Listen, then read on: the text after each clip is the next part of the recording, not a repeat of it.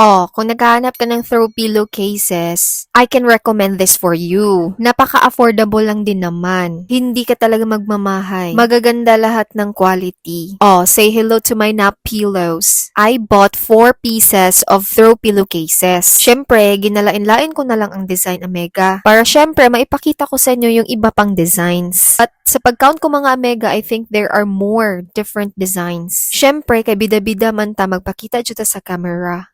I just want you to know that this pillowcases has soft zipper. O, diba nindot ka ayo siya, Omega? O, if you have throw pillows na namaho naglaway, I think you need to change your throw pillowcases. Panglabay na ng mga nagisi, Omega. It's time to buy new one. As you can see, bitaw, nindot man na siya. Wala pa namang 100 pesos yung presyo niyan, Omega. Tapos, medyo makapal-kapal na din. Sa mga nagtatanong din kung saan ko nabili yung aking LED lights, I don't you worry kasi ilalagay ko na din yung link. Ayan yung closer look ng ating throw pillowcases.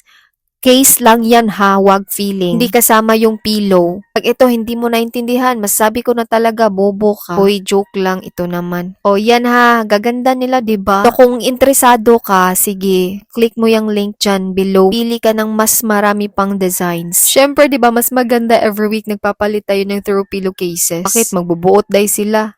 Bye.